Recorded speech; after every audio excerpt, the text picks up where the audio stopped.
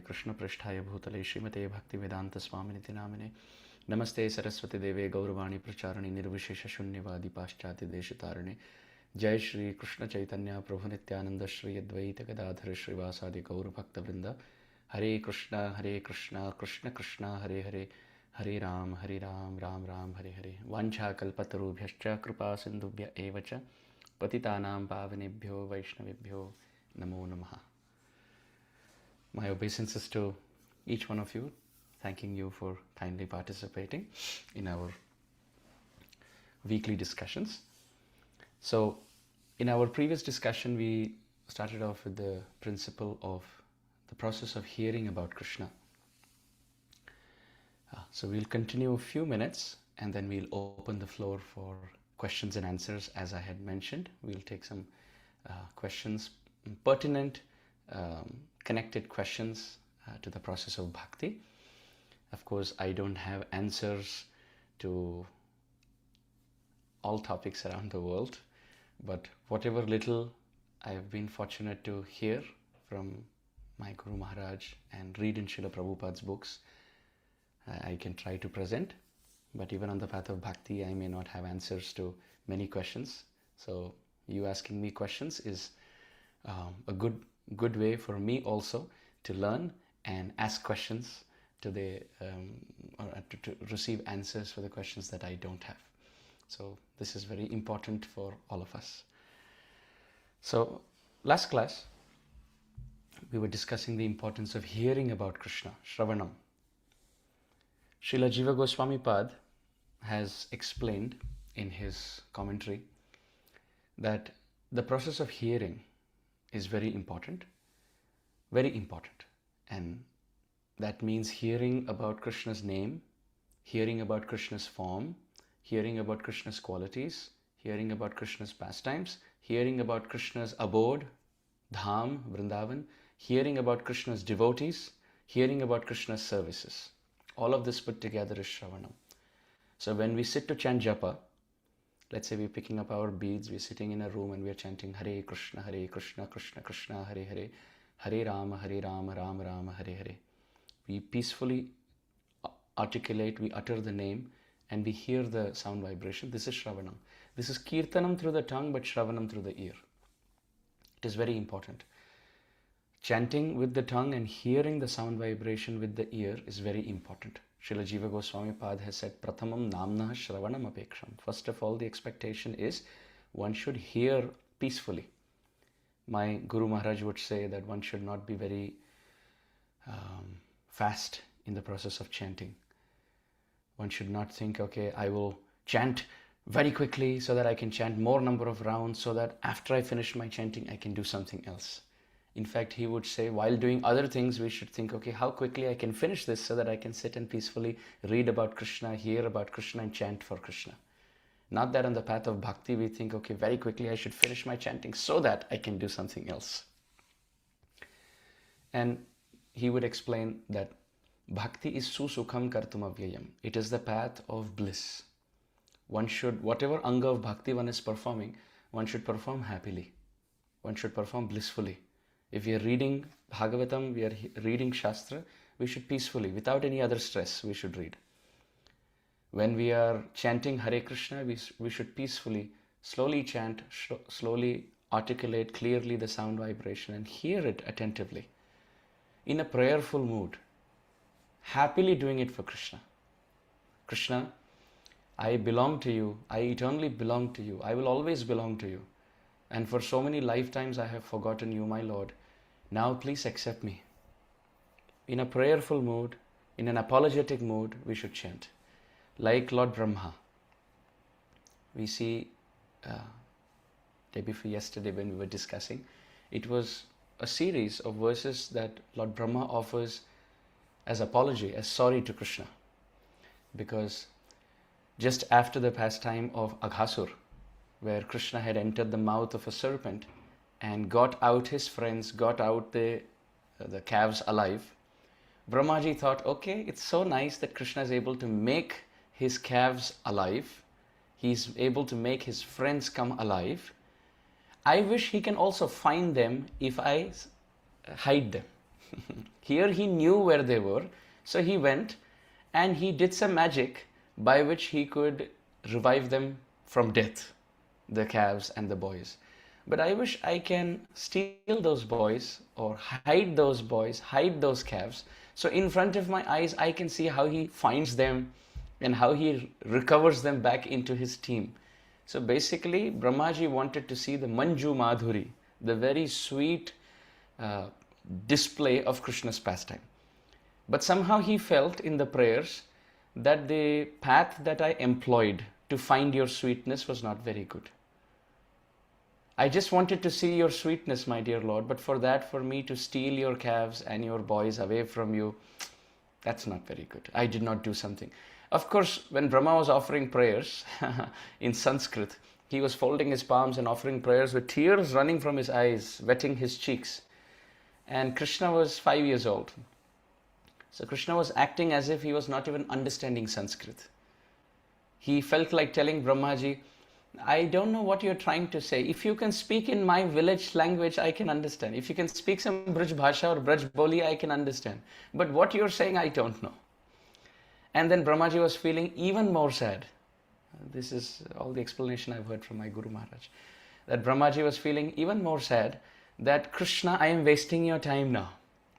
You have come to Vrindavan to play with your friends. You have come to, and Krishna was holding some curd rice in his hand, some yogurt rice in his left hand, and he was not even able to eat because Brahmaji was speaking. So you don't eat without feeding your guest. And if you don't feed your guest, you're not eating in their presence for sure. So even if there is prasadam in front of you, you can't eat because your guests are there in front of you. The tradition is you first feed them and then you eat. So Krishna is going, okay. And then Brahmaji is feeling, oh, I am really sorry, my dear Lord. I am really sorry. Please forgive me. I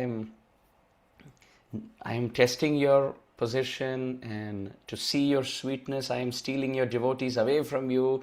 I am stopping your play with your friends. I am not letting you eat.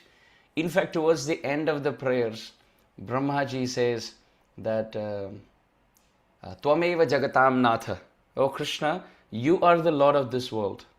So the meaning is, our acharyas explain, the meaning is, Brahmaji is saying, externally he is saying, you are the Lord of this world. Krishna, you are the Lord of this world. But the meaning the acharyas explain is, Brahmaji is saying, from today, you only become Brahma, you only manage, because I anyway am going to go to hell for what I have done. So, Tvameva Jagatam Natha. You are the Lord ultimately, so you only manage everything. You manage spiritual world, you manage material world also, you expand as Brahma, you do what you have to. And if you do that, the good thing is that Brahma will not offend you, because that will be you. And it's not that you cannot do it, because Ahoti Dhanya Brajagoramanya Stanyamritam Pitamativate Muda. Shri Krishna, you know how to expand very well. Because Aho Ati Dhanya Vraja Goramanya. In this Leela of Brahma Vimohan, where Brahmaji stole the calves and the friends away from Krishna, Krishna expanded as those boys. And Krishna expanded as those calves. And this Leela went on for 1 year in Braj. Because what is 1 minute for Brahma? It's more than a year here in Braj Mandal. So Brahma is stealing according to his time zone. So then by then 1 year is gone here. So that 1 year, it was Krishna who expanded as all the boys. Krishna expanded as all the calves. Because when he was not able to find his friends, he was not able to find his calves, he was thinking, oh no, what will I answer all the cows? What will I answer all the Matajis who are in the neighborhood? They will ask, where are my, the cows will ask, where are my calves? The neighborhood Matajis will ask, where are my children whom I sent to play with you, Krishna? So Krishna, to ease the situation, he expanded as the calves, he expanded as the boys. And in every home, Krishna was dealing exactly as how that boy or how that calf would have dealt. And in that context, Brahmaji is saying, Aho Ati Dhanya. Oh, what great fortune. For whom? Vraja Go Ramanya. For the cows, Go, and Ramani, the motherly gopis. Aho Ati Dhanya Vraja Go Ramanya. How fortunate are the cows And how fortunate are the mothers in Vrindavan. Why? Stanyamritam pitam ativate muda. Because you drank their milk. Because every mother had the desire that I am feeding my child, but I wish I had the fortune of being like Yashoda, where I could breastfeed Gopal. And every cow had this desire that I wish Krishna was like my calf. I would have fed him so much milk. Every cow is thinking, I would have licked Krishna if he became a calf for me. And every mother felt, if Krishna was my baby, then I would put him to sleep, I would wake him up, I would give him my milk, I would tell him stories, I would play with him. So all these desires were fulfilled for one whole year by Krishna himself. And Brahma is saying, Aho ati dhanya, supreme fortune. Supreme fortune. Aho means great. Oh, ho, ho, ho. So nice. And ati dhanya, supreme fortune. For whom? Vraja go ramanya. For the cows and the motherly gopis in Vraj. Because not stanyam pitam, stanyamritam. Because the nectar milk of their body is not just milk, it is nectarian because of their love for Krishna. So stanyamritam. Stanya means breast and amritam means milk. So stanyamritam means the cows through their udder and the mothers through their affection, they were filling Krishna with the love of their milk. Stanyamritam and pitam. Krishna drank. And in fact, the word pitam is used in the passive voice. It's not that Krishna, you drank. It was drunk by you. What does that mean? It's not that Krishna had to make effort to drink, because sometimes the cows, you have to milk to drink their milk. You have to milk from the udder to drink their milk. So that is Krishna drinking. But imagine if Krishna just goes and lays under the udder of the cow, and the cow is pouring milk without any milking process. So Krishna is not drinking, the cow is feeding Krishna. So the milk is being drunk by Krishna. So stanyamritam pitam. Pitam is used in the passive voice, the past passive participle for pa dhatu. Pa pitam. So ni, nita, similarly pa, pita. So it was drunk by you. And stanyamritam pitam ativa. Ativa means more than needed. You were drinking more than needed. Or they were feeding you more than needed. What does that mean? You were drinking more than needed in the sense it was not the hunger of your belly. It was the hunger of your heart. And belly has limitation. If you want to eat something to fill your belly, then after some time you have to say, okay, no. But if you're eating or drinking something for your satisfaction, for your heart, then even when the stomach is full, you still take 1 or 2 extra rasgullas, because it's not for the stomach. It is for the tongue. It is for the heart. So Krishna, Ativa, you were overindulging in milk. Not because of the stomach, but because of your heart. You wanted to drink their love. And they were feeding you more than needed. Why? They were not thinking you're a baby and therefore you have limitations. They were feeding according to their heart's content. So every mother and every cow, Ativa, was overfeeding you. They were thinking that this is their own child, their own calf. And it is amazing. In Braj, every mother and every cow loves Krishna more than they love their own child. Every cow, now you can see in this world, there will be so many calves. So many calves. But every calf will run only to its mother. And every mother will run only to her calf. Although they all look the same for humans, from human eye, if you see, all calves look the same. But for the cow, her own calf is very dear. For the mother, her own child is very dear. But in Braj, every cow would love Krishna more than they love their newborn calf. And every mother would love Krishna more than she loves her own newborn baby. So now when Krishna became their calf, Krishna became their baby, all the cows and all the mothers were thinking, how is it that I have so much love for my child, as much love as I have for Krishna? Because that child was Krishna. That child is Krishna for one whole year. So stanyamritam pitam ativa te muda. So ativa could mean you drank too much in quantity, or it can go with the word muda. Muda means joy. Of course, we can search this verse later from Veda base with reference, and we can always write it down as reference. So muda means joy. So you drank either happily and too much quantity, or you drank a lot of quantity with lot of happiness. So that ativa could mean with respect to quantity of milk, too much milk, or it can go with the word muda, too much joy. You generally get lot of joy while drinking milk, but this one year you got lot of joy, ativa te muda. And muda means joy. It also means, Krishna, you were directly drinking milk. So it's not that he was milking the cow and then putting that milk in a glass and then drinking.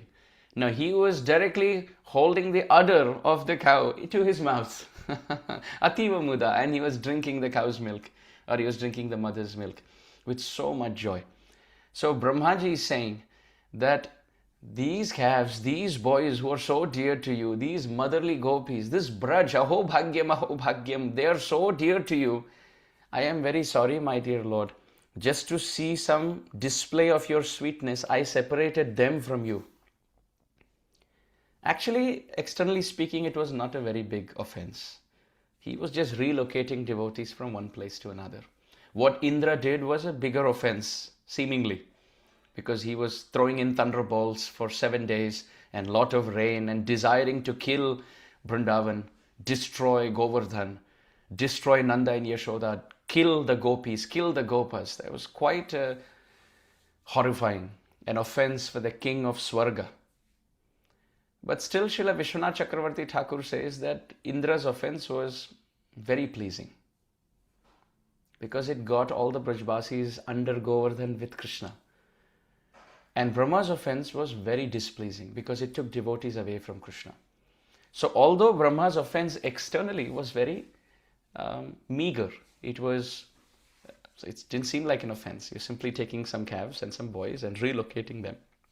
But the principle is, when we act in a way by which we drive devotees away from the path of bhakti, that is a very big offense. Because there are jivas coming over lifetimes to come to Krishna. And we may make a slanderous remark, or we may speak in a very insensitive way, and by which if they lose their faith on the path of bhakti, then that is a very big loss. That is a very big loss. Ideally, we should act in a way, ideal standard is we should act in a way by which whoever comes in our life, we are able to bring them 1 inch closer to Krishna. That is the best. If not, let devotees be, or let jivas be where they are. But the worst is to speak, think, or act in ways by which those who are coming to Krishna now start feeling, if devotees behave like this, I better not be a devotee. If they start feeling like that, if they start losing faith in devotion, they start losing faith in devotees, they start losing in the faith on the path of chanting and reading and hearing Hari Katha, then that's great disservice. So that is what is taught from Brahma Vimohan Leela. But the point we are trying to say, Brahmaji, he is offering prayers and he says, my dear Lord, I am like your child. Krishna himself is like a child and Brahmaji is older than Krishna, Brajendra Nandan in Vrindavan. And Krishna is looking with rice in his hand, he is looking at Brahmaji. What are you trying to say? And Brahma says, I was born out of Rajogun. I was born out of the mode of passion. Of course, he's born out of God. He's born out of Narayana. He's the first son of Narayana, Brahmaji, from the lotus that came from the navel of Lord Narayana. But what he means by Rajogun is, the service you have given me, Krishna, is that of creating this world and managing this world. And typically when you come into managerial roles of leadership or taking care of big projects or managing temples or managing land, and you have to deal with some aggression in creation, in sustenance, then some mistakes may be made in that process, right? Because some Rajogun, some passion is involved. Brahmaji saying that I am like your child. And just like when the child is in the womb of the mother, the child may move his or her hands and feet, and that may be an inconvenience to the mother, because the mother may feel that the child is kicking from within. But the mother never takes an offense, because her baby is her baby. Even when the child is in the womb and the child is kicking, the mother may feel some pain, but she has no problem, because ultimately the child is her child. And even after appearing in this world, when the child passes urine and stool, the mother very lovingly takes care, because it is her own child. So Brahma is saying, similarly, my dear Lord, I am your child. I have come from your womb, because my name is Padma Yonihi. Padma Yonihi means he who appeared from a lotus which came from the navel of Mahavishnu.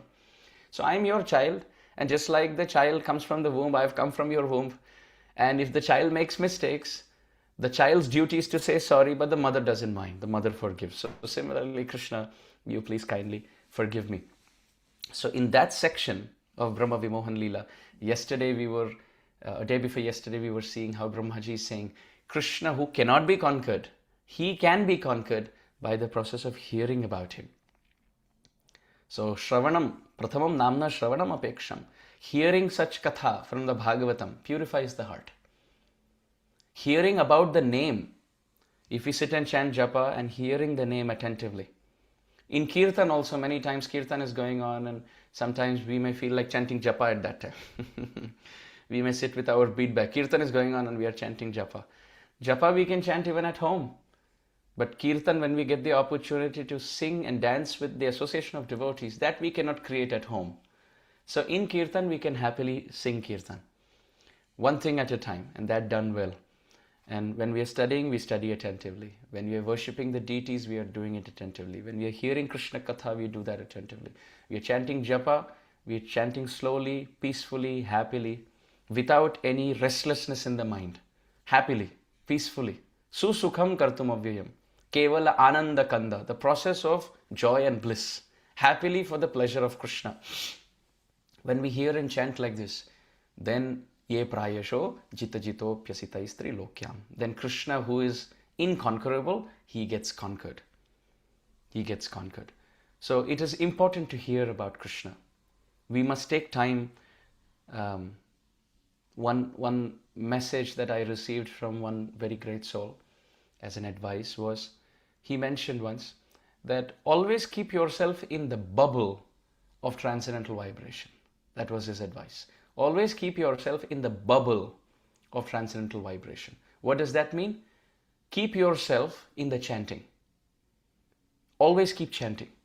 Make yourself in the Raksha Kavacha. See, if we are singing Narsingha Kavacha or we are singing Narayana Kavacha, it's a Kavacha that you have to put on. It's an armor that you put on to protect yourself. But the best armor is mantra, Mahamantra, Krishna's name. So you can have that armor around all the time.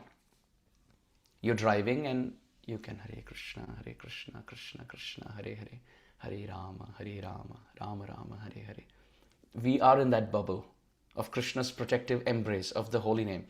Let's say if the holy name is not there, we can have some sound vibration of Krishna Katha going on. So again, you're keeping yourself in the bubble of transcendental vibration. Or chanting some stuti. We're chanting some prayers.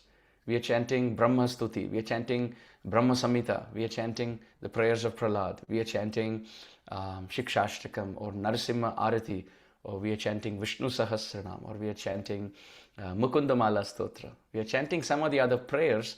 That's also the shield or the bubble of transcendental vibration. Very important to keep ourselves covered by this bubble. As soon as we are out of this bubble, then our mind will start functioning on other aspects. But if this is the case, if we keep ourselves in this bubble, how will we do worldly activities? For example, if you have to cook, we can hear. If you have to drive, we can hear. Or let's say if you're bathing, you can keep a waterproof speaker in the bathroom, so you're hearing. You're putting shampoo on your hair and still there's Hari Katha going on, or you're hearing some kirtan. So still you are protecting yourself. We are keeping ourselves in the bubble of transcendental vibration. But sometimes we have to work. For example, if you're going through shopping, you can carry a speaker with you with others looking around. We can do that.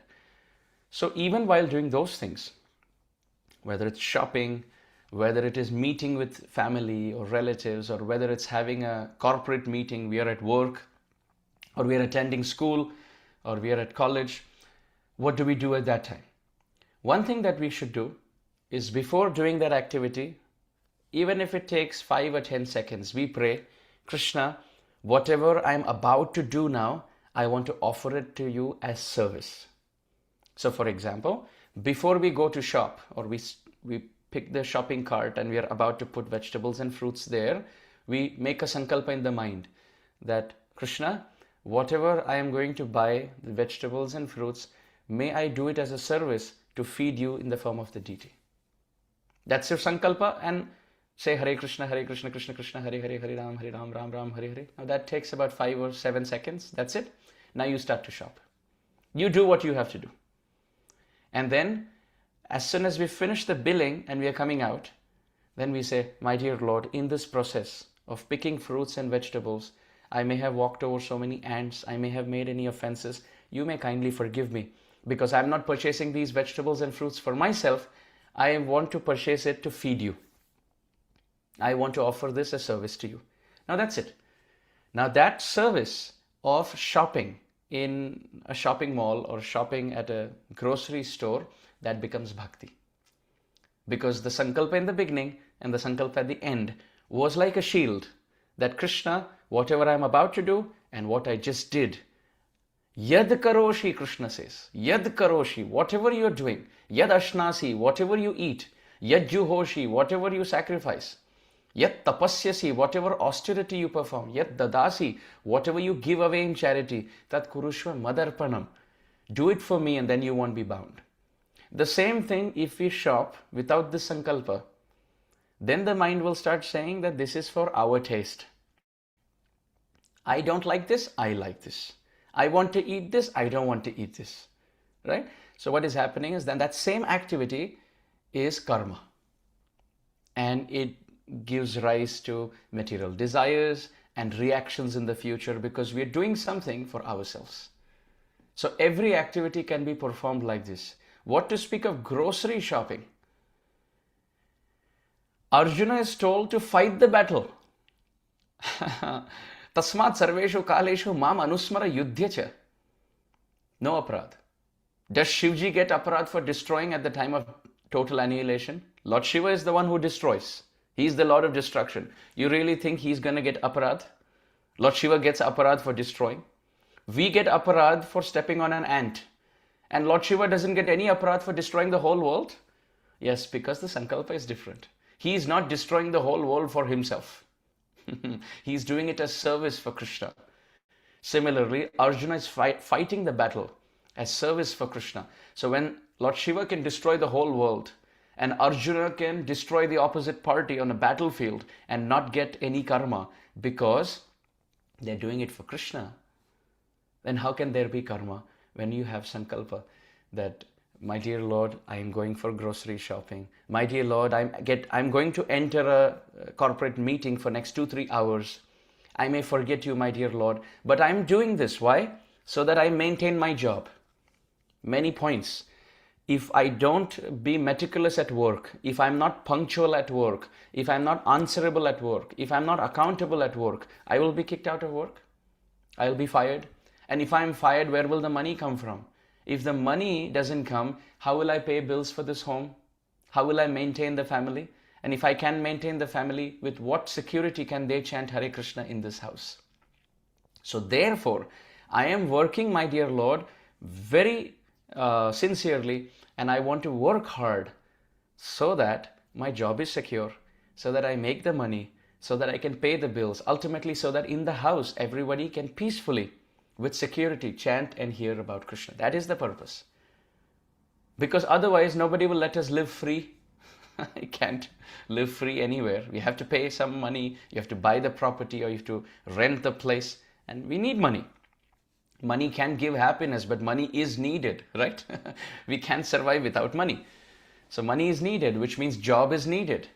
So we have to perform our job to make the money for security, so that bhakti can be performed. So that children who are wanting to go to school, there's money to pay for their tuition.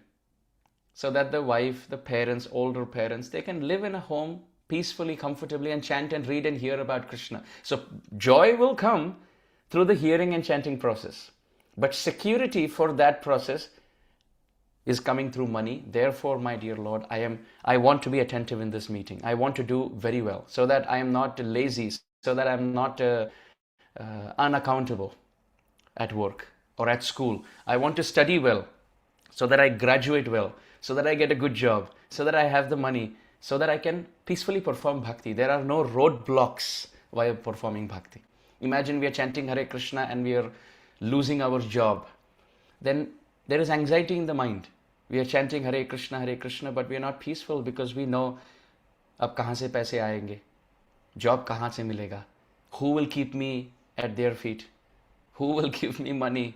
How will security come? Whom should I go? Where should I ask for, boosting my resume to a recruiter or something? So therefore it is important to do material activities, but it is important to spiritualize those material activities. Before getting into a meeting or before the activity and after the activity. And in the middle, let's say if someone else is speaking and you can take some break, at that time you can remember Krishna and say, my dear Lord, Jai Vidhi Nata hoye hit mora, karahu suregi das mein tora, ab prabhu karo kripa ye bhati, sab tyaji bhajan karo din rati. My dear Lord, look, I am stuck in this world and I am doing all these activities. But please know I am trying to do them only as service to you. Because, my dear Lord, if you relieve me of all my work and all my school and all my duties, I don't have taste to hear and chant all day. I don't. So therefore, some service is needed in this world for me. Therefore, my dear Lord, it's okay that I'm doing this work. But may bhakti rise in my heart to such an extent that my family is taken care and I have enough security and I don't need to do anything and I can hear and chant and read about you all day. But till that time doesn't come, may I meticulously do. My Guru Maharaj would give this example that Mother Yashoda, she kept churning. She kept churning. And she kept churning and churning and churning till what point? Till Krishna came there in Damodar Leela. So we all have to do our services. Now churning butter is not direct service. It's not like reading, hearing, chanting, right? In 64 limbs of bhakti, churning butter is not, yogurt is not mentioned. So just like for us, we have to study, we have to go to work. Mother Yashoda is churning. But how was she doing it? While churning, she was remembering Krishna. Yani yani hagitani tadbala charitani cha dadhi nirmantane kale smaranti tanya gayata. She was chanting the names on the tongue, she was remembering Krishna, and her actions, her hands were working. So that's how we should do. And when we do that, then Krishna appears, he leaves his yoga nidra sleep and he comes to the devotee. But Mother Yashoda still continued to do this. So Krishna came and stopped the rod by saying that devotees have to perform material duties, offering it as service for me till the time I don't give them darshan. But once I give them darshan, they don't have to do material duties anymore. They simply have to serve me directly. So now, Maya, you stop this indirect service and you take me to your lap and give me your milk. So many lessons are there in so many leelas like that. So the point we are trying to say in this whole discussion is we should very happily, very joyfully perform bhakti. We should keep ourselves in the bubble of transcendental sound vibration. Material things will come and go, and there are things which will make us depressed. There are things which will make us feel sad. There are things which will make us morose, but we should not. The start of the Bhagavad Gita is Nanu Shochanti Pandita. That don't lament, O Arjun. Don't cry. Don't keep repenting. And at the end, what is the last message of the Bhagavad Gita? Aham tuam sarva papebhyo mokshishyami ma shucha. Ma shucha means shok mat karo, bhay mat karo, chintit mat raho. Bhagavad Gita के प्रारंभ में और भगवद गीता के अंत में एक ही सूचना है कि शोक मत करो. Be happy. In all my Guru Maharaj would also say that as much as we are chanting Hare Krishna, Krishna Krishna, Hare Hare, Hare Ram, Ram Ram, Hare Hare, we should keep telling ourselves, मैं सुखी हूँ. I am happy. I am happy. I was happy. I am happy. I will always be happy because I am part of Krishna, who is happiness personified. My mind may give me some tricks. देखो ऐसे हुआ, this happened, that happened. But we should tell ourselves, these are all distraction. These are temporary situations. Srila Prabhupada writes something very beautiful and a term that I really liked. Srila Prabhupada uses the term, the eyes of eternity. The eyes of eternity. Eternity means eternal life, and eyes means eyes. In all circumstances, we should see the situation through the eyes of eternity, which means when we are in a situation we feel that is such a big problem. We feel it's a very big problem. But if we are asked, 50 years from now, will this problem matter? Then it doesn't matter. 50 years from now, let's say in 2076, will people be affected by this situation? If this is, let's say something is affecting us today, somebody said something to us or something happened to us, let's say by our own karma, we should ask ourselves, 50 years ago did it matter? And 50 years later will this matter? And in the upper planetary system does this matter? And in the lower planetary system does it matter? In my next birth will this matter? In the next birth of that person will this matter? And if the answer is no for all of this, then through the eyes of eternity, time and space, it's a very small incident. And therefore, there is nothing to worry about. It's a very temporary glitch. It's a very temporary thing. Also, if you make a very big line on paper, and in the middle of that line you put a little dot in the middle of that line. Our problems in one life are smaller than that dot. Why? Because that line is the soul's eternal journey. And that dot is this body, one birth. And our problem, one problem out of many problems in this body is smaller than that one dot on that line. So one long line on a paper, in that a small dot, that line is the journey of the soul, that dot is our body, and one problem in this body is like a dot, very insignificant dot within that dot. So it doesn't matter so much. Things will pass. Like the river, current, time is flowing constantly. So my Guru Maharaj would say, we should always tell ourselves, मैं सुखी हूँ, मैं प्रसन्न हूँ. I was happy, I am happy, I will be happy. My mind may trick me, but doesn't matter. I am part and parcel of Krishna, who's happiness personified. So blissfully, we should perform our material duties, offering it to Krishna, and spiritually, always keep ourselves in the bubble of transcendental sound vibration. By hearing about Krishna, by reading about Krishna, by chanting about Krishna, by singing bhajans about Krishna, and by being optimistic, by being positive. We are sincere. We want to be sincere. Who appreciates, who doesn't appreciate, who's bad-mouthing, who's glorifying, who puts garland around us, who criticizes us, who hates us, who loves us, doesn't matter. We want to be focused on what we have to do and keep doing it. Because there's another term which will really help us, just like the eyes of eternity. There's another term, that is sincerity is invincible. Sincerity is invincible. Invincible means it always wins. Sincerity is invincible. So for example, today somebody may have hundreds and thousands of YouTube hits, let's say, following, social media following. But if that person is not sincere to serve Krishna, if that person only wants to make videos to keep themselves in the social media market. So sometimes it is possible that somebody may have sincerity to serve Krishna, but it's possible somebody may not have sincerity to serve Krishna, and they may have a lot of YouTube following, or maybe real life following, or a lot of fame, money, etc. But at the end of it all, when death comes, all of this is taken away. There will be no more uploads on that YouTube channel. The money will remain in the bank. The money will remain dug underground in olden times. Your car will remain in the garage, right? Everything stays here. But what is carried with us from one life to another? Sincerity. Sincerity is invincible. So if someone is sitting in front of Krishna and sincerely studying and reading Bhagavatam, even if the whole world don't know him, even if the family doesn't like him, even if he has no money, even if he has no intelligence, even if he doesn't look good, even if he has health issues, let's say the worst of everything, but he's sincerely studying Srimad Bhagavatam, that sincerity will continue with him. Everything else will go away. So the essence of life is, let's spiritualize all our material duties. Let's minimize all the unnecessary material distractions.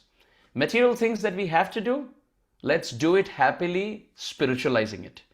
Material things that we don't have to do, let's delete that out of our life. Distractions. And spiritual things that we have to do, let us do it as sincerely as possible by covering ourselves through the eyes of eternity. And when there are distractions, when there are disturbances, let's see the circumstance through the eyes of eternity and learn to be satisfied and happy. One final point before we open up the floor for questions and answers. My Guru Maharaj was once saying in one class, I hope you don't mind, I'm speaking about my Guru Maharaj. Sometimes while speaking, things that I may have heard, it comes to the disciples' rescue. Because on my own, Jogyeta bichare kichu nahi pai, tumara karuna sar. Karuna na hoile kandiya, kandiya prana na rakhibo ar. Srila Bhaktivinoda Thakur says, what are we independent of our Guru? We are nothing. So I was remembering my Guru Maharaj once saying something very interesting, that he was in the house of one Grihastha, and it was the day of a festival where the norm was fasting from sunrise to sunset. So after sunset, it was time to fast break, right? And somehow between the husband and the wife in that home, there was some argument, there was some quarrel, there was some conflict. And that Mataji got prasadam for the husband so that he can break his fast. But because there was some anger, because there was some conflict in interest, the husband said, I don't want to eat. I'm not in a mood now. You take the plate away. I don't want to eat. And my Guru Maharaj said, I was there in that house when all of that happened. So he didn't eat anything that day. And next morning, he came to the kitchen and he said, okay, TK, whatever's there in the fridge, now you heat it up and you give it to me. No problem. Whatever happened yesterday, let's forgive and forget. Now, whatever prasadam is there that you cooked yesterday, you can take it from the fridge, you can heat it up and give it to me. So my Guru Maharaj said, at that time he was thinking. He said, I was thinking, the person is earning. With that, food is purchased and it is cooked and it is ready and it is there in front of him in the form of his, on the plate, served on the dining table. But still, karma did not let him eat that on that day, because it is all written on Brahma Lipi how much food we will get, when we will get, what quality we will get, through whom we will get. It is written. We can't squeeze more than what is written in our karma. So that same food which was kept in the fridge overnight, which became cold, which was reheated in a microwave oven the next morning, is what was written in his destiny. And therefore, everything was in perfect time, where the karma didn't let him eat, and Rajogun inflicted anger in him, and it caused some separation between him and his wife, emotional separation, and he didn't want to eat. So my Guru Maharaj was saying, it is written in our destiny what kind of food, what kind of wife, what kind of money, what kind of stay and accommodation we will get in our life. And therefore, santushtya yena kenava. If food is not ready, many times we may get agitated. What is this? It's already 11 o'clock, there's no breakfast, or it's already 2 o'clock in the afternoon, there's no lunch prasadam. Or if prasadam is offered, we may sometimes think salt is too less or salt is too much. By that time, this story comes to our rescue. That it was written in our destiny that prasadam will be at 1 o'clock or 2 o'clock, or with more salt, or with less salt, or with more spice, with less spice. Devotees around were only, of course, Mataji's Please don't use this story as a blanket statement.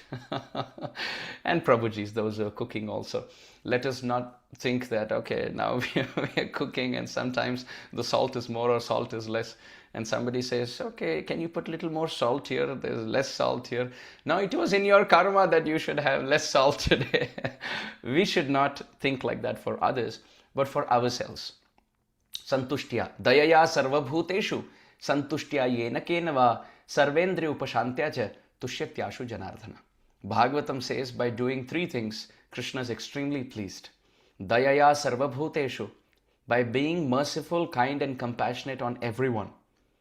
And santushtya yena kenava, by tolerating and being satisfied in the home that we live in the clothes that we have, in the money that we make, in the wife that one gets or the husband that one gets. One should not think, I wish I had picked that marital proposal before that came before this.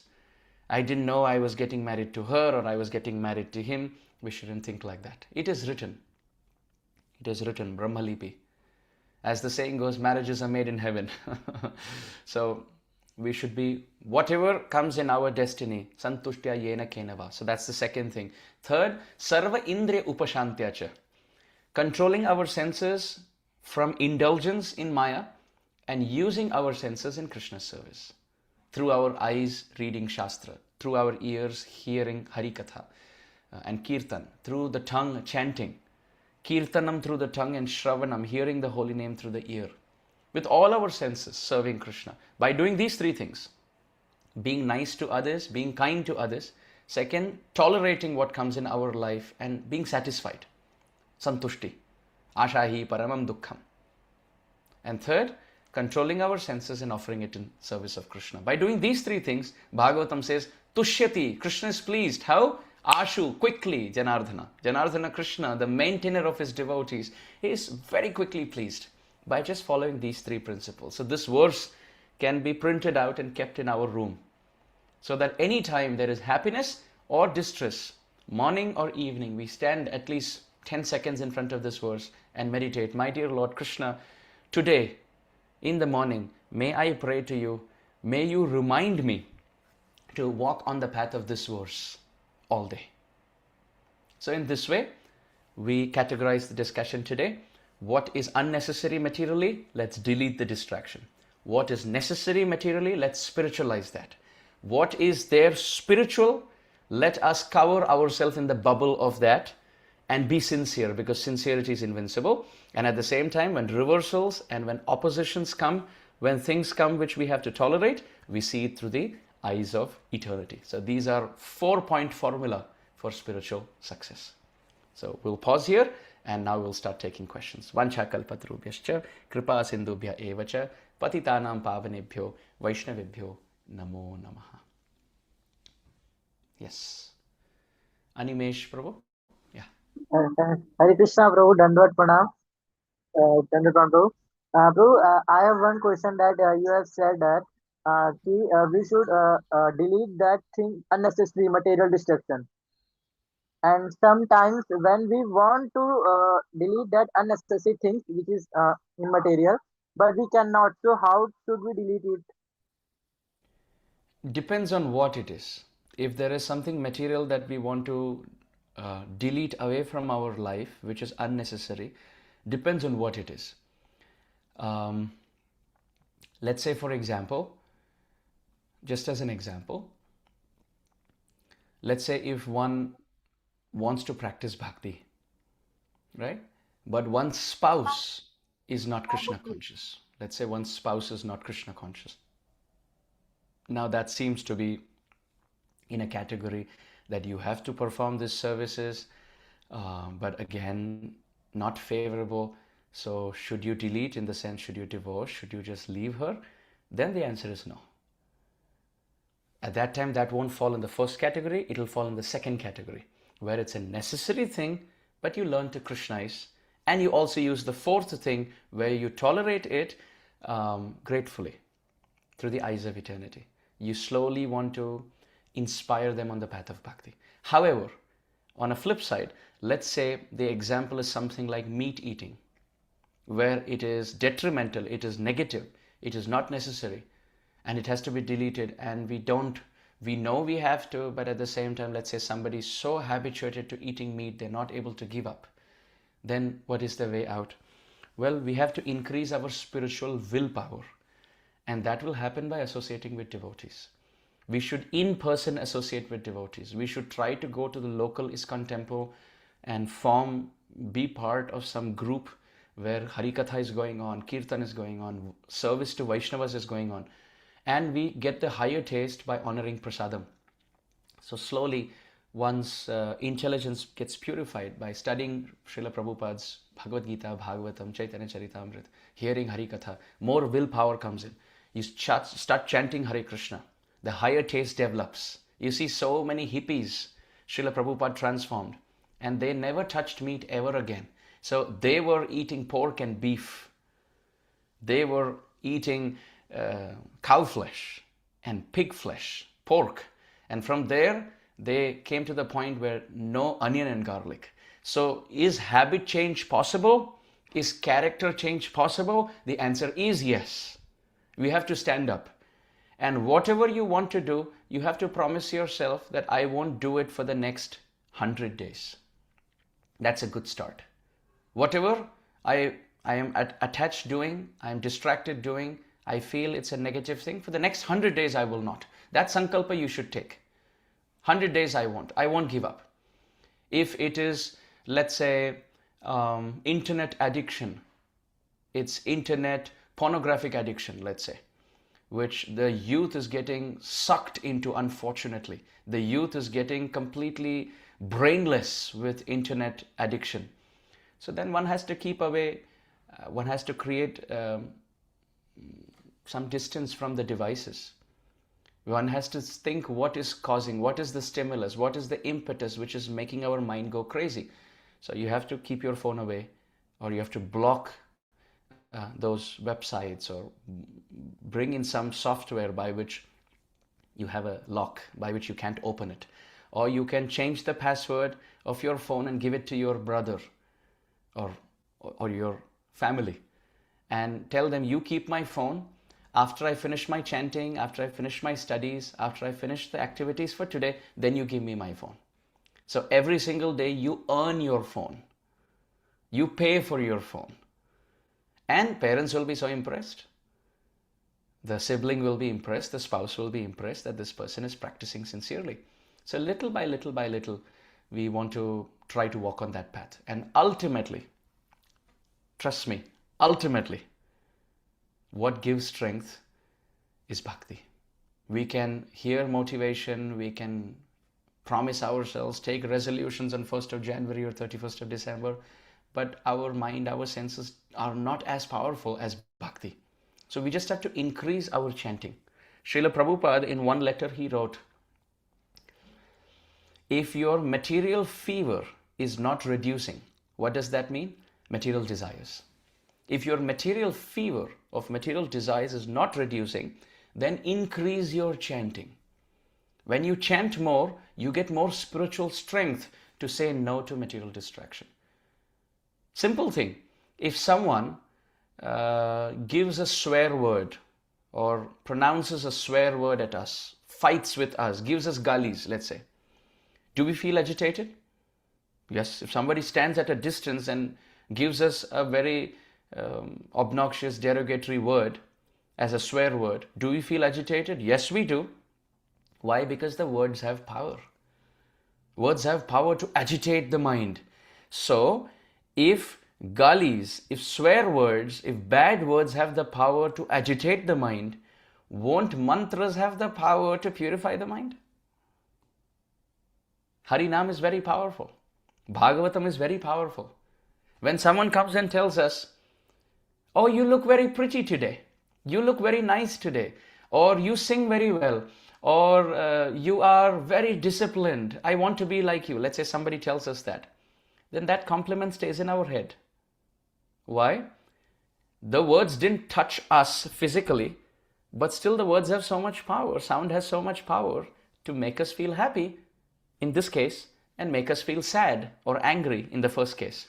So which means sound has a lot of power. So when we chant the holy name and when we speak Bhagavatam or we sing kirtans, when we chant Hare Krishna Mahamantra, the names of Krishna, it has supreme power.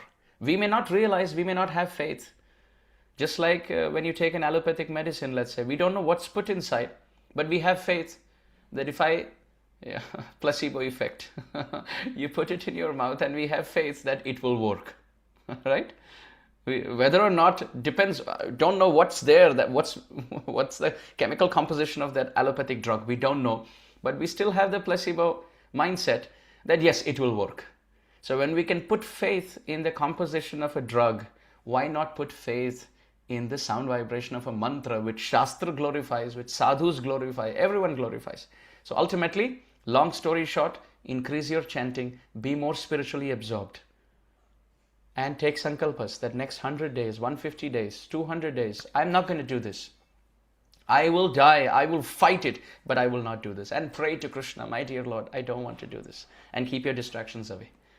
And little, by sincere practice, we will get that inner strength. Okay? We'll take the next question. Priyadarshini Mataji. Hare Krishna Prabhuji, Dandavat Pranam. Hare Krishna. As a reflection, thank you so much. Your lectures help me both spiritually and materially. It's very nectarious. Even when I'm sad or I'm not in a good mood, it helps me so much.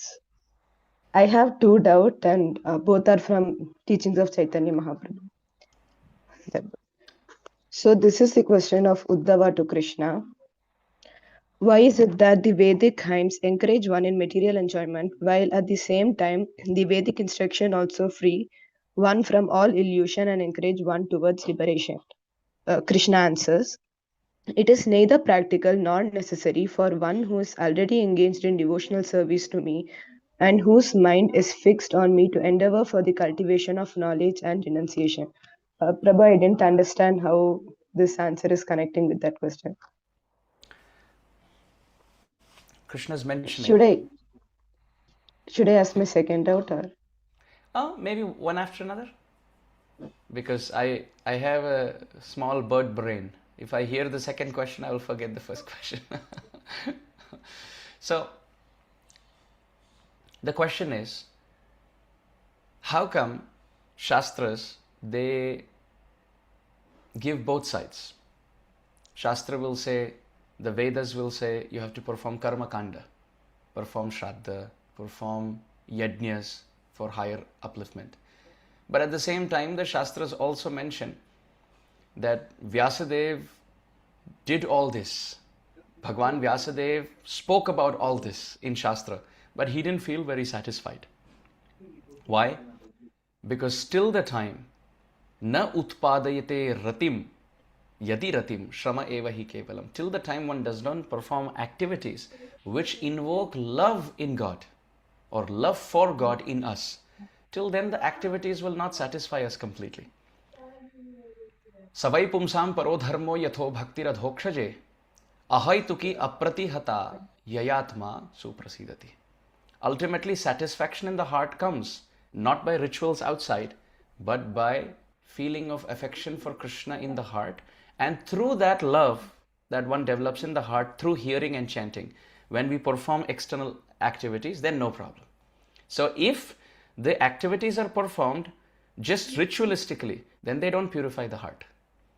But if they are performed as an after effect of love for Krishna, for example, performing yajna is not wrong. If, let's say, someone is chanting the holy name of Krishna and in their heart they have devotion for Krishna and they are performing yajna for satisfying Krishna, then that yajna will liberate one. But if one is performing yajna and one doesn't have love for Krishna in the heart, then that yajna may give one swarga, but will not give them Vaikuntha or Goloka. So Krishna is answering by saying that bhakti, ultimately devotion, unalloyed devotion for me is the essence. Which means if that is there, then when Vedas are saying perform karma kanda, then it is okay, then it uplifts. But if that is not there, then it binds. Thank you, Okay. Prabhu. Yeah. My second question, uh, the energy of the Supreme Lord is transcendental and spiritual, and the living entities are part and parcel of that energy. There is another energy, however, called the material energy, which is covered by the cloud of ignorance. This energy is divided into three parts: goodness, passion, and ignorance. I didn't understand this line, however, called the material energy, which is covered by cloud of ignorance. The, mati- Go ahead. the, the material energy, it covers our dormant Krishna conscious, right? So how can it cover the material energy itself? There are three types of energies. Shakti, Shakti Matayor Abhedaha. There is no difference between Shakti and Shaktiman. Who is Shaktiman? Krishna is Shaktiman. He is energetic. And he has three types of energies. He has the Antaranga Shakti, the internal energy, all those in the spiritual world. Then second, he has the Bahiranga Shakti, all those in this material world. And then he has the Tatastha Shakti, the Jivas, the living beings. Now the living being is called marginal, Tatastha. The Jivas have the chance either to be Antaranga Shakti, under Krishna by remembering him, like Yashoda Rani, Radha Rani, or they can become Asuric, Bahiranga, like Hiranyakashipu and Hiranyaksha by forgetting God. One can decide Daivi Sampada, Asuri Sampada. So we get covered by this material energy. But this material energy, who's Durga Devi herself, when it is said that the material world is covered by the cloud of ignorance, it doesn't mean that Durga Devi is covered, because she is a pure devotee. Durga Devi is not covered. Srishti Sthiti Pralaya Sadhana Shaktireka Chayeva Yasya Bhuvanani Bivarti Durga Ichhan Roopam Apyasya Cheshtate Sa Govindam Adi Purusham Tamaham Bhajami. The Brahma Samhita describes that Durga Devi, who is the predominating Shakti of this world. Therefore, she is Jaganmatha. She is the mother of this world. Lord Shiva is the father, and Durga Devi is the mother for the material world. And Mahavishnu and Lakshmi, ultimately, spiritual and material worlds. And Radha and Krishna in Vrindavan. So, this is the category. So, Durga Devi in Brahma Samhita is described, she serves Krishna like the shadow serves a person. Wherever the person walks, the shadow follows. So, she is not in avidya. She is a constant servant.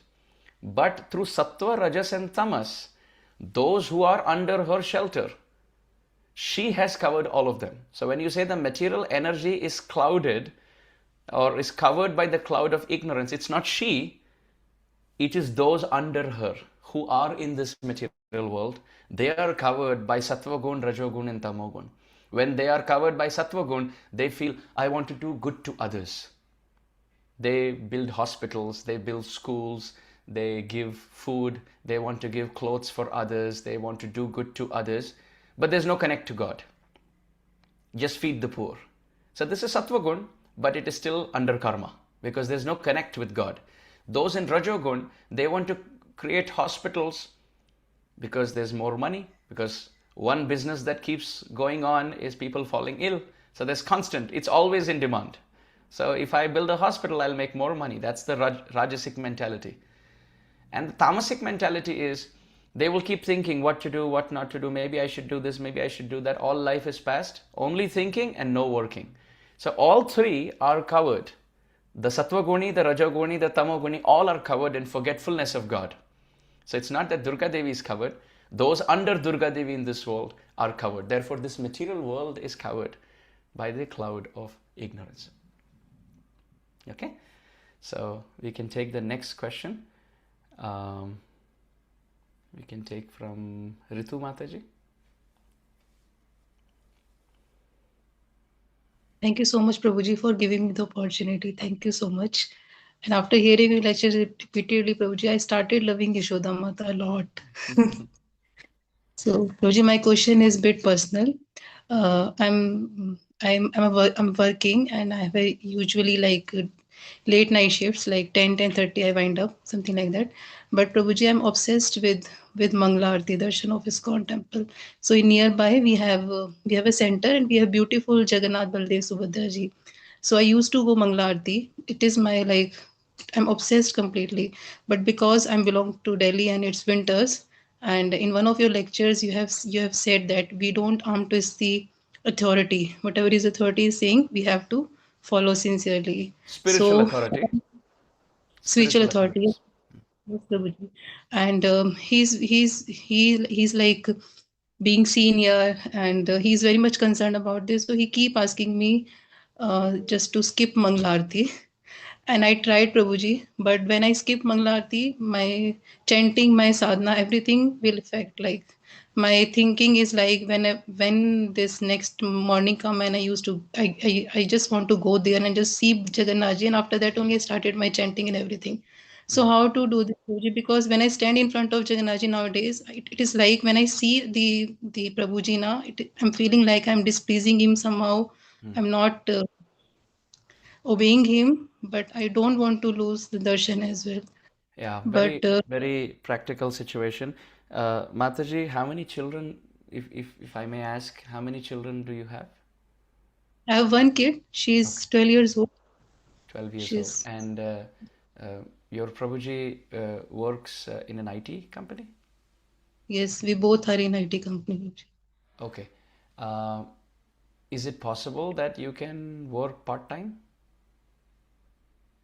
As of now, situation is not favorable, Prabhuji. We have Okay. So you so work from what time to what time? So you said you finish at 10:30, but what time do you start working?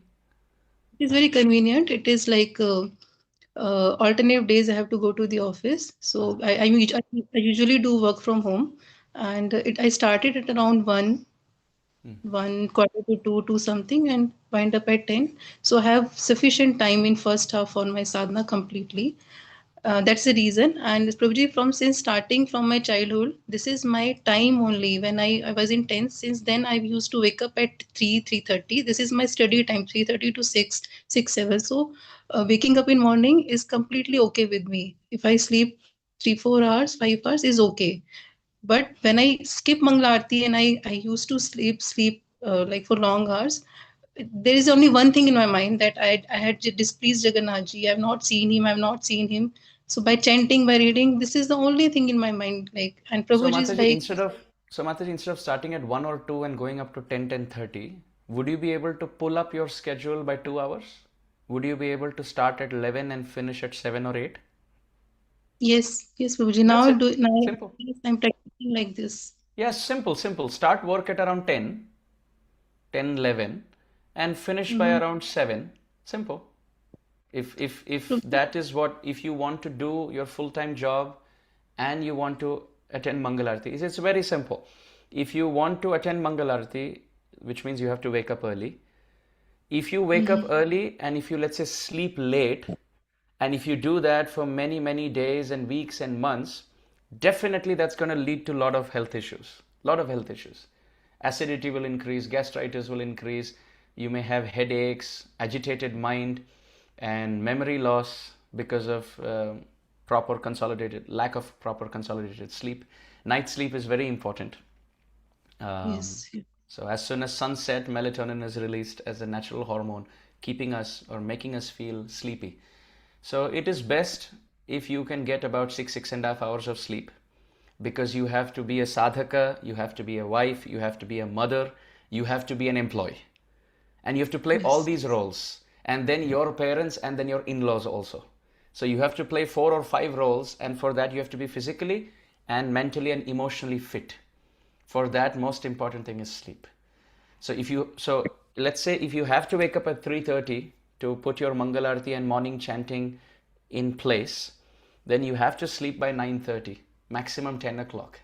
9:30 best, so that you get 6 hours, and then maybe on weekdays or weekends, if you want to catch up on little 30 minutes or 45 minutes during the day, so that you feel well rested. So for you to be able to sleep at 9:30, 10, you have to wind up work maybe 2 hours before, because at home, let's say your child and your husband, Prabhu, and yourself, you have to eat also. Prasadam, Yes. so maybe cooking and taking care of the kitchen, all of that burden will be on you. So if you can start work early, the best thing to do, I don't know if schedule can be moved so much, but the best thing to do is start work by 8 or 9 in the morning and finish by around 5. That's more natural. So as soon as you finish, and Prabhupada writes in one place that we don't need to work more than 8 or 9 hours a day. उस समय में उतना काम करके 8-9 घंटे काम करके 8-9 hours you work, and how much ever money we get, in that be satisfied. You can reduce your wants, you can reduce your luxury if you are not able to increase the pay. Because if both are working, and if let's say there are very high bills to pay, both have to work, then we can cut out on some other things so that we don't have to squeeze ourselves materially, financially, and spiritually, and physically, because it will not be long lasting. So the best thing would be, I wouldn't say skip Mangalarti and chanting, because if that is your heart, if that is your desire, and if you wish to do that, please continue to do it. But why that Prabhuji was telling you that is because maybe he was thinking that you should get enough sleep. So you can fulfill your desire and his instruction by sleeping early. But that will happen by finishing work early. So finish work early, sleep early, wake up early. So Prabhu doesn't have a problem and you don't have a problem, and you can do this for the next 30 years consistently. Is that okay? Yes. See the best Can I that ask- you can do. Mataji, is it okay? Because if I start taking 2 questions from everyone, it will take a long time because there are so many hands. If that's okay, we can move ahead. Thank you, Mataji. Hari Priya, Mataji. Hare Krishna, Prabhuji. Dandavad Pranam, Prabhuji. Dandavat Pranam. Thank Hare you for Krishna. your class and giving opportunity, Prabhuji. I'm Hare Krishna. really deserved to think. Prabhuji, from your example, last example, what you have given from your Guru Maharaj, that if everything has been already written, so if I'm taking bhakti now, so with the mercy of my Siksha Guru here, so is it, can I think like this is also written in my karma that I should get bhakti now, or if I do more services with the mercy of Vaishnavas, I got this. How I can understand this, Prabhuji? This is what confusion I have. Yeah, astrology can predict material activities and material things, like how much money one may make or whom one may marry, or astrology can predict even the longevity of our life. But astrology cannot predict spiritual transcendental things. No chart will say that this person at the age of, so for example, simple things. If you see the chart of the hippies that Prabhupada came in contact with, their chart will not say at the age of 12 they are going to become spiritually inclined, or at the age of 25 they will become sannyasis. It may not say so, right? It may not say so, because bhakti is given out of mercy by pure devotees. Therefore, Brahmanda Brahmite kono bhagyavan jeev, Guru Krishna prasade paye bhakti lata bij. That in this cycle of birth and death, in this material world, jivas are moving helplessly. And pure devotees, they are walking on this planet. Bhuvi grinhanti ye bhurida jana. They are speaking Hari Katha. Chaitanya Mahaprabhu says those personalities who are walking in this world, preaching and spreading Krishna Katha to this world, they are most magnanimous, because they are changing the bhagya of those in whose bhagya there was no bhakti. Now they are giving that bhagyavan, they are giving that fortune to that jiva. Guru Krishna prasade paye. By the mercy of Guru and Krishna, bhakti paye bhakti lata bhi. Jivas are attaining the seed of devotion by the mercy of the Vaishnavas. So it is certainly kripa, mercy only. We are made out of the mercy of others. We are made out of the mercy of our Guru Maharaj. If not for them, if not for Srila Prabhupada, if you take Srila Prabhupada's presence away from our life, you take Srila Prabhupada's books and temples and Srila Prabhupada's sacrifice away from our life, then our chart will be reading something else. That we may be sattvic, we may have a Brahminical job, we may be interested into singing classical music. All of this chart can say. But through classical music, that person will be singing bhajans of Narottam Das Thakur, that chart cannot say. So this is certainly So our mercy, by our prac- fortune that it is the mercy of our gurus. Yes, Mataji. So we Thank you, should Prabhu. By accept material practicing things. all, yes, We please. should accept material things as predicted, but Okay. spiritual things are benedicted, given, bestowed out of mercy. Yeah. Okay? Thank you Thank so you. much, Thank Prabhu. you so By much. practicing Krishna Bhakti, we can, astrology also can change it. 100%, 100%. Krishna says, Aham tvam sarva papebhyo mokshishyami. In the Bhagavad Gita, Krishna says, मैं तुम्हें तुम्हारे सभी पापों से मुक्त करा दूंगा. And Srila Prabhupada would say, what does this mean? If Krishna is saying, I can change and destroy all your sinful reactions, what does it mean? Change of destiny. Change of destiny. So astrology is definitely, Jyotish is one of the Vedangas. It is a spiritual corollary text. It is true, but it is secondary to pure devotion to Hari. All the grahas are only bringing us to Krishna's anugraha, to Krishna's mercy. Thank you. We'll take next question. Krishna Single Prabhu. हरे कृष्णा प्रभु जी, धन्यवाद प्रणाम। प्रभु जी, Hare हम Krishna. देखते हैं कि जैसे जो भक्त होते हैं वृंदावन जाके भजन करते हैं 30 साल 40 साल 50 साल, तब जाके श्री श्री राधा श्याम सुंदर उनको दर्शन प्रदान करते हैं। पर अगर गृहस्थ जीवन में है उनके साथ, तो इसी जीवन में कैसे राधा श्याम सुंदर के दर्शन हो सकते हैं और इसी जीवन में भगवत प्राप्ति प्राप्त हो सकती है? Very nice. So the question is, we see there are many sadhus, there are many sannyasis, they live in the dham and they are performing bhajan for 40, 50 years. And they may attain love for Radha and Krishna.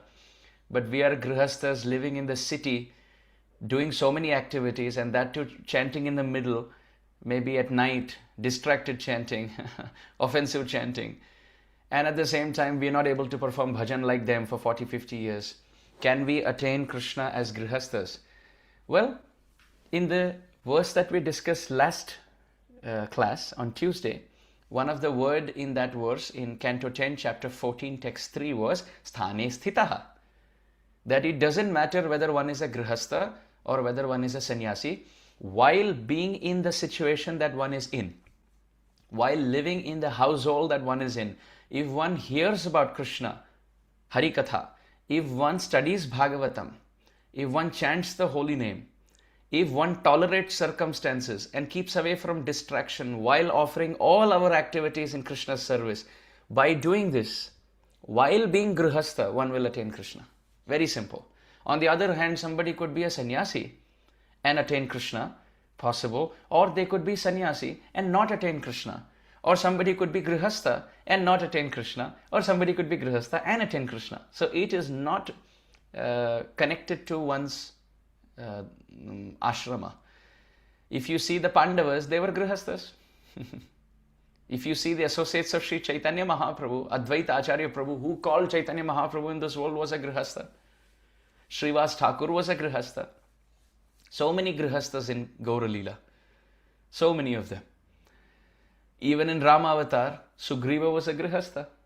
He attained Ramachandra. Kevat was a grihastha. Nishadraj Guha was a grihastha. So being grihastha is not an obstacle. But considering oneself to be a grihastha and I am bound, therefore I have to do all these things, that is a problem. Being grihastha is not a problem. Considering oneself to be a grihastha is a problem. One should consider oneself to be the servant of Krishna, who is serving in the grihastha ashram. We are not a grihastha trying to serve Krishna.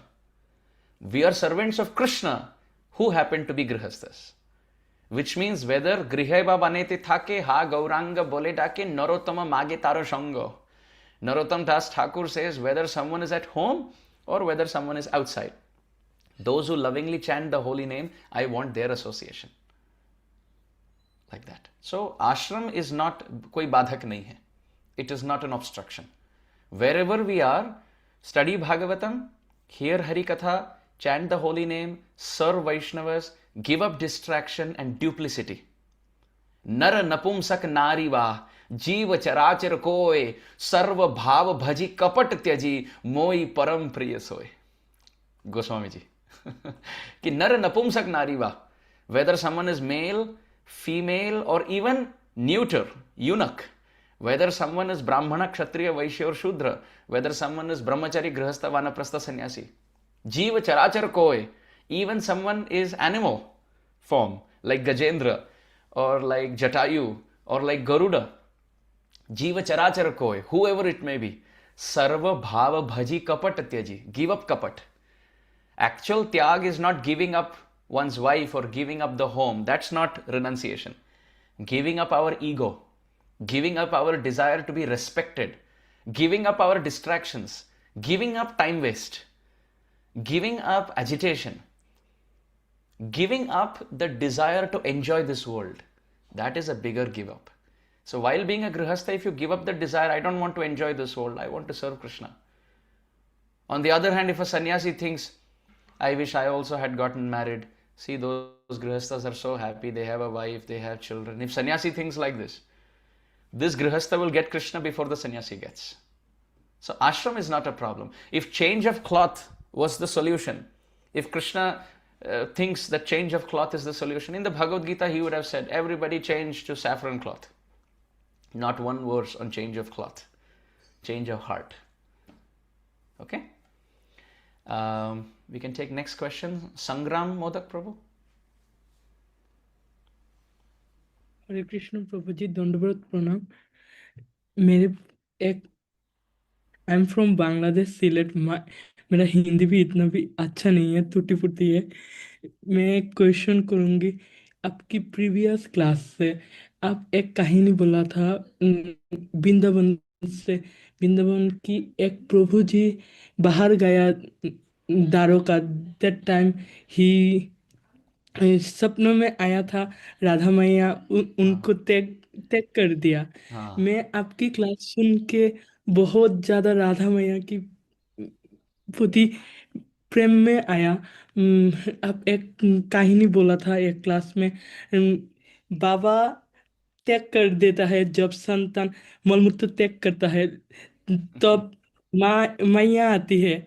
हाँ, that time जখন माँ clean करके देता है बच्चे को, तब बाबा उनको आदर करना शुरू करता है। मेरे क्वेश्चन ये है, आप तो बोला माने राधा मैया हमको त्याग नहीं करते, तो उन क्यों? बाबा को कैसे फिर, वो प्रश्न है आपका। अच्छा, ठीक, कोई बात नहीं। सो मैं सॉरी, मेरा हिंदी इतना भी अच्छा नहीं है। नहीं, मेरा बंगला अच्छा नहीं है, नहीं तो मैं आपको कहता कि आप बंगला में पूछें। नहीं, कोई बात नहीं। आप हिंदी में उत्तर सुनना चाहेंगे कि अंग्रेजी में सुनना चाहेंगे? हिंदी हिंदी चलेगा, में। इंग्लिश चलेगा, कैसे चलेगा? हिंदी में। हिंदी में, आई ठीक। Can understand English but I can't fluently speak in English. But if I speak the answer in English, would you be able to understand? Okay. Yeah, or you prefer Hindi? Hindi Hindi बोले बेहतर तो है। अच्छा ठीक है। है, ठीक है, ठीक है। तो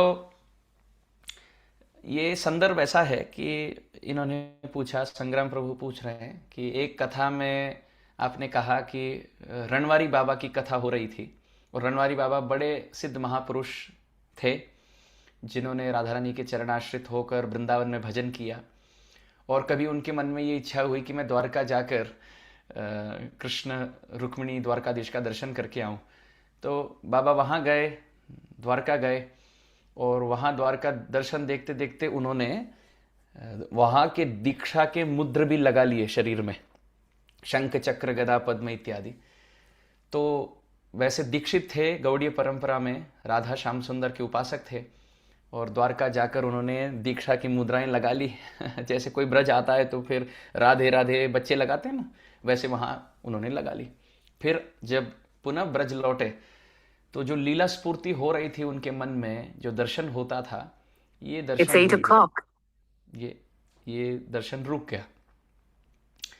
तो फिर इन्होंने फिर प्रार्थना की, हा राधा रानी क्या हो गया पता नहीं, आप दर्शन नहीं दे रही हैं, स्वप्न में भी दर्शन नहीं दे रही हैं, और साक्षात जप करते समय भी कोई अनुभूति नहीं हो रही। तो राधा रानी ने फिर उत्तर दिया कि तुम जाओ, तुम रुक्मिणी के पास ही रहो, अब तुम मेरे चरणों में मत रहो, तुम्हारा कोई स्थान नहीं है अब ब्रज में, तुम द्वारका चले जाओ, तुम अब रुक्मिणी के हो गए हो, अब चले जाओ। और फिर बाबा बहुत तड़प तड़प के रो रो कर उस विरह में प्राण त्यागे रणवारी बाबा, परंतु राधा रानी ने प्रत्यक्ष दर्शन नहीं दी। तो संग्राम प्रभु का प्रश्न ये है कि राधा रानी यदि कृपा, दया, करुणा की मूर्तिमती है, मातृ स्वरूपा है, तो फिर उन्होंने ऐसा क्यों किया? देखिए, हमारे स्तर के लिए और रनवारी बाबा के स्तर के लिए दो अलग अलग, बिल्कुल अलग स्तर है। हमारा स्तर ऐसा है कि हम कहीं भी चले जाएं, हम कहीं भी चले जाएं, बस इतनी अपेक्षा है कि जप कर लो बस। माला ले जाओ साथ, कहीं भी चले जाओ, घर में रहो, पाश्चात्य देश में रहो, मुंबई में रहो, पर जप करते रहो। ये हमारा स्तर है। और रणवारी बाबा तो राधा रानी के नित्य परिकर हैं, चरण दासी हैं। तो राधा रानी का उन पर जो ममता है, राधा रानी का उन पर जो स्नेह है, जो आसक्ति है, जो प्रगाढ़ आसक्ति है कि रणवारी बाबा राधा रानी की दासी हैं। तो दासी, तू केवल मेरे चरणों की दासी है, ये कोई अभिमान में नहीं, परंतु इतनी प्रगाढ़ आसक्ति से तू मुझे छोड़कर रुक्मिणी के पास कैसे चली गई, वहां की मुद्रा लगाकर कैसे आई? तू उनकी दासी है कि तू मेरी दासी है? तू ब्रज की है कि तू द्वारका की है? ये स्तर ही दूसरा है, ये हम नहीं समझ पाएंगे। तो उन स्तर के लिए, रणवारी बाबा के स्तर के लिए राधा रानी ने सोचा कि यदि इनको जगत पे रखें तो अब आज द्वारका गए तो कल तिरुपति जाएंगे, कहीं और चले जाएंगे, और पता नहीं और कितना जीवन लग सकता है। वो एक टक बिल्कुल आध्यात्मिक एकाग्र चित्त से राधा रानी के चरणाश्रित होना, पता नहीं ये कहीं भ्रमित न हो जाए, भटक न जाए। तो श्री राधा रानी ने उनको अपने चरणों में घसीटने के लिए, नित्य धाम में बुलाने के लिए थोड़ी पीड़ा दी, विरह की पीड़ा। और उसमें भी इतना सुख है क्योंकि अब रणवारी बाबा सब स्थान भूल गए, सब धाम भूल गए, और केवल श्री राधा रानी के लिए रोते थे। जो एक एकाग्रचित अब हुआ, इसके कारण वो शायद राधा रानी ने सोचा होगा कि अन्य स्थान में कहीं वो भ्रमित ना हो जाए। तो उसमें भी कृपा है। और कहीं 1-2 जीवन लग सकते थे भला, परंतु राधा रानी ने कुछ 2-3 महीने में ही उनको उनके चरणों में घसीट लिया। तो माँ तो केवल मलमूत्र साफ नहीं करती, माँ कभी कभी दंड भी देती है। और दंड भी इसलिए देती है ताकि बच्चा सुधारे, अपने आप को, मतलब सुधरे और अपने आप को सुधारे। तो उसमें भी राधा रानी की विशेष कृपा है। ठीक है, आगे लेते हैं देवव्रती माता जी। Hare Krishna, Prabhuji, Dandavat Pranam. Thank you for this opportunity. My question is that maybe I am too young for this question. That I am currently studying in BSc Honors, and after this student life, like I want to serve Krishna and his devotees for all the time, full time. I mean, but there are, matlab, my teachers tell me that no, money is also important. You have to prepare for your job also. But like in my student life, I sometimes get distracted by some things in college and so on. So I just want to serve totally Krishna in the mandir or in my home. So what should I do? You honestly want to hear my answer? Because many boys and girls, they ask this question, and maybe different people will have different opinions, but I will just share my opinion. Maybe I am wrong, but because you're asking me, I am trying to share my 2 paisa, my 2 cent. Money is not the aim of our life, but it is a fact that money is really needed. Now tomorrow, for example, and I'm saying this with no offense to anybody, tomorrow if we have problems, we cannot expect a temple to maintain us. Let's say, for example, tomorrow we have an accident or we have some physical ailment. Temple has bigger things to do. Temple has bigger things to do. And where will we stay? We don't want to lead a life at the mercy of anybody else. किन्हीं और के घर में रह लिया, कहीं मंदिर में रह लिया, कोई आश्रम में रह लिया. We don't know how the future will be.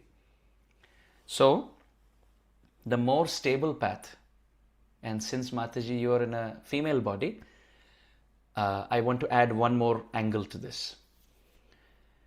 Let's say tomorrow you get married, right? And your husband is Krishna conscious, hardworking, supporting brings in money, right? So then you're secured. He's a good husband, he's chaste, he's hardworking, he takes care of you, and he's devotional. So then you're protected. But let's say tomorrow, and I'm saying this, knock on the wood, touch wood, if you get into a marriage where the husband is not favorable, right? Husband is not favorable. He doesn't practice bhakti, but doesn't stop you from practice bhakti. You can perform bhakti, but he will not perform bhakti. Or a husband who will not practice bhakti and who will not let you practice bhakti. At such circumstances, you don't know how the future will be. So it is best, since you're getting yourself educated and since parents have put money in, invested money, their hard-earned money in you, my opinion is, it is best to study well. I myself went through bachelor's, 2 masters. So it is not that I gave up education or gave up this, gave up that. Now also I have a full-time job.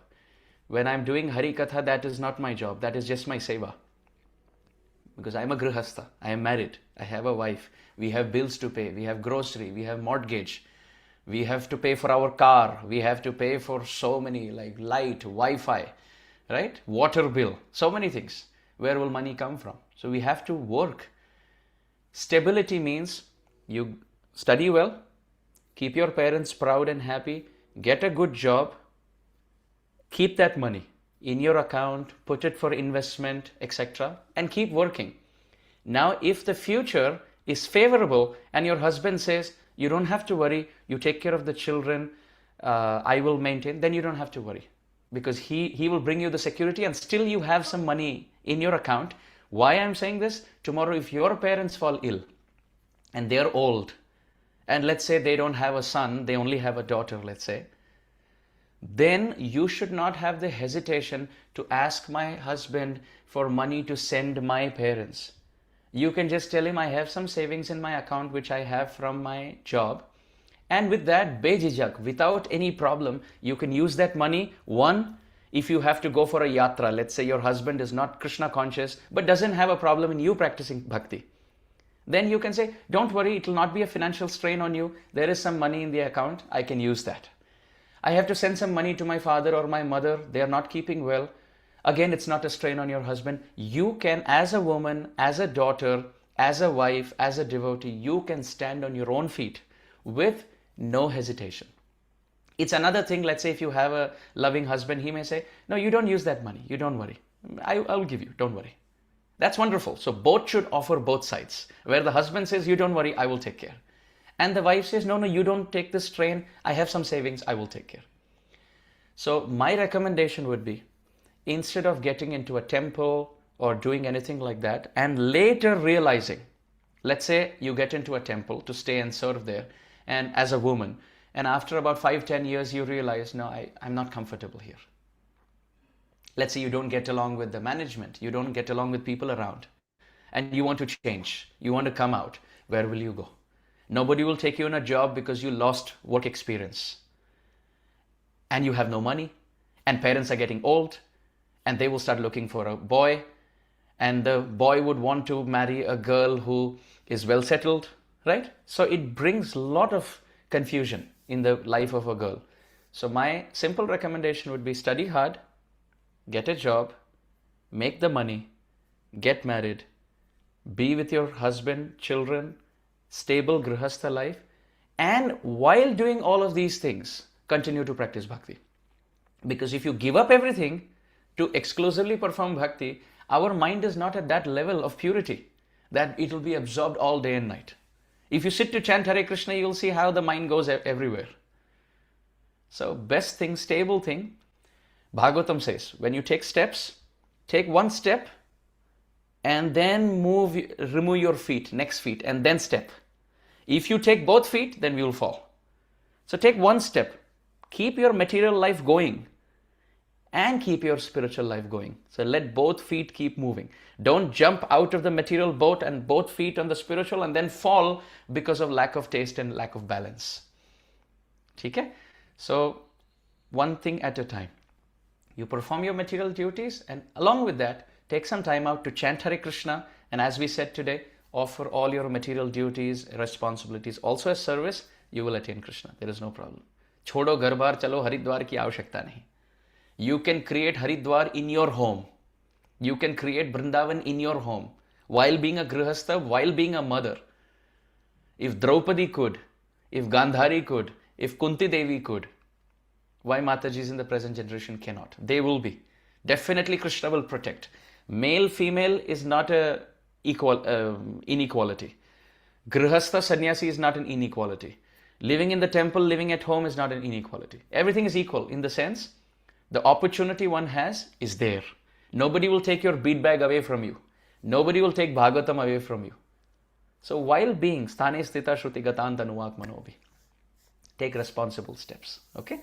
We'll take one last question. Other questions we can roll it over on Tuesday. We'll take one last question. Thank you. Thank you, Mataji. We'll take one last question from Yash Prabhu. Yash Vankede Prabhu. Thank you, Prabhuji, for giving me this opportunity. Prabhuji, actually, I have one question. In my college, I used to preach among my friends that what is Krishna, what is ISKCON, and all of this stuff. So a few days ago, Prabhuji, one boy came to me, and he was like, "Oh, this is ISKCON. ISKCON is not just a spiritual movement. It is just ritualistic movement and religious movement where you are following Ekadashi and all of this stuff." So, Prabhuji, how we can prove that there are a whole spirituality in Krishna consciousness? And Prabhuji, he is from Stoic philosophy. So he used to be a silent while chanting, while meditating, and we used to chant mantra. So, Prabhuji, how we can prove that chanting is more effective in meditation than being a silent? This is my question. So first of all, every organization will have good people, ordinary people, and some black sheep also. Everything. Whether spiritual organizations or material organizations, it's not an organization which is good or bad, right? It is the people who are representing that organization. So for example, in a school, you have those who are toppers, then those who come and they get in the 60s and 70s, and then there are those who are there in that same class again and again. They love the standards so much that they don't want to go to the next standard, the next grade, right? You have all categories. Now, just by looking at the backbenchers, you cannot say this is a very bad school. It depends on which student from that school you met. So if someone feels that ISKCON is a bad organization or it's a ritualistic organization, I would like to separate two things: honey and honey bottle. ISKCON is the honey bottle, but bhakti is the honey. So for example, when you see honey in a honey bottle, you like the bottle because it holds the honey. But what are you supposed to be more attached to? Is it the bottle or is it the honey? You have to open the bottle so that you touch the honey. So which means be in an organization not for being in an organization, be in an organization to practice the honey-like practice of hearing and chanting and studying. So Bhagavatam, Harinam, deity worship, prasadam, good devotees, that is all the honey. And because this organization facilitates that, why facilitates? Because if you come to the temple, you can see Krishna. You come to the temple, you can honor prasadam. You come to the temple, you can attend arati. You come to the temple, you can hear and read and chant. So this temple is facilitating. It's like the honey bottle which facilitates the honey of bhakti, right? So if someone has a problem with the organization, they are looking at some of the things which may be wrong in that honey bottle. But the honey is still pure. The honey is pure. Don't think the honey is corrupted because that bottle may have a label. Sometimes you see some bottles have labels that you're not able to remove. निकालने का प्रयास करो तो और चिपका हुआ होता है. It's more stuck than before. So some bottles may have that problem. Every organization has some of the, for example, any spiritual organization, you will have people who are swindling money. You'll have people who are manipulating position. You'll have people who are bad character, bad responses. But they should not be the litmus test to judge a whole organization. What is ISKCON? It is Srila Prabhupada's sacrifice. What is ISKCON? It is the place where you can read and hear and chant about Krishna. So associate with the good people. So if he says it is a ritualistic organization, from the shore of the ocean, you may feel, oh, this water is very salty. But only when you enter can you see how many fishes are there. You can see there are pearls in the oyster. Only when you enter. So from external perspective, this person may feel it's very ritualistic. But ask those who are there in that organization for quite some time, who are performing bhakti. They will tell you there is external practice for internal emotion. The ritual of this is there, offering arati, but there is an emotion behind that. If someone says, he sent me a letter, but he sent only an envelope. Well, the envelope is there to carry the letter, but inside the envelope there is the letter. So this arati is the envelope and the emotion is the letter. And if he says silence is better than chanting mantras, that may be his opinion. And Yash Prabhu, we are not here to preach to people who are not open to hear. Our purpose in life, see, just want to set some things right. First and foremost, we should study Shastra and we should understand Siddhanta properly. Without we having arrows in our quiver, if you go to a battlefield, then you will be hit very badly by arrows. So unless we study properly, we cannot go out and preach. In the sense, even if we go and try to preach, there will be opposition, there will be so many debates and arguments, and we will not have anything to say for that. हम घर आएंगे, मुझे लग गया, पीठ में लग गया, हाथ में लग गया, पैर में लग गया. किसने कहा युद्ध करने के लिए? जब तक तैयारी ना हो, युद्ध करने की आवश्यकता नहीं. So the recommendation is, first we should study and chant ourselves for a few years. And then when we try to preach also, we present. We don't push, we present. We lovingly present. We compassionately, mercifully present, sweetly present. And that too for those who are open to hear. If somebody has their opinion and if they want to follow a certain path, sure, we will tell them, you can follow what you want to follow. I am not here to stop you. But if you want to know what I am practicing on the basis of Bhagavad Gita and Bhagavatam, I am happy to share. This should be our mood. We are not here to push our philosophy, fight with anyone, argue. This is not preaching. Satyam bruyat, priyam bruyat. Speak the truth, but pleasingly to those who are interested. Otherwise, save your time, save that person's time. Okay? Thank you so much. We'll pause here. Vanchakalpatarubhyascha kripa sindhubhya evacha patitanam pavanebhyo vaishnavebhyo namo namaha. Gaura Premanande Hari Hari Bol Srila Prabhupada ki Jai. Thank you. Hare Krishna.